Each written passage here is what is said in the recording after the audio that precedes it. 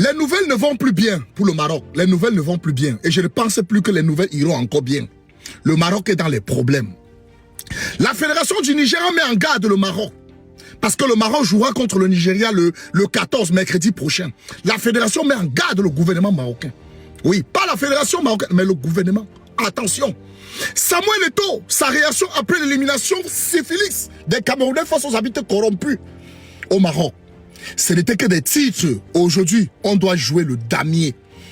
Tant pis et malheur à celui qui va pousser un mauvais pion. On va ramasser tous ces pions.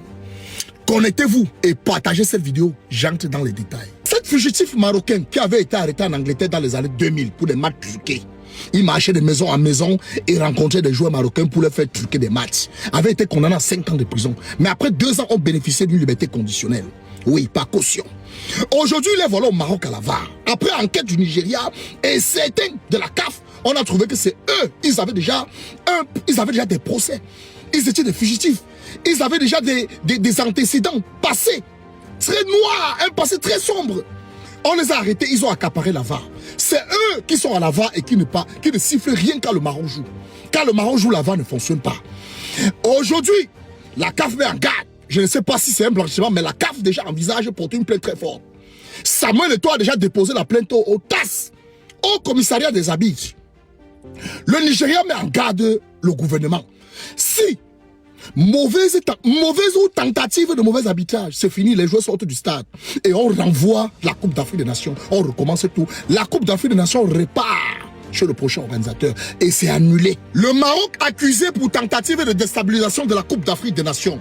Vous savez, aujourd'hui, la Coupe d'Afrique des Nations est comme une thérapie. Ça aide les gens. Ça chasse le stress. Ça fait au moins certaines personnes oublient leurs problèmes. Mais à quoi sert d'oublier ces problèmes, venir s'asseoir pour un match qu'on connaît déjà qui a gagné? Pourquoi dépenser ces sentiments tout en sachant qu'on a déjà vendu le match? Pourquoi envoyer nos enfants et accepter nos enfants jouer au foot?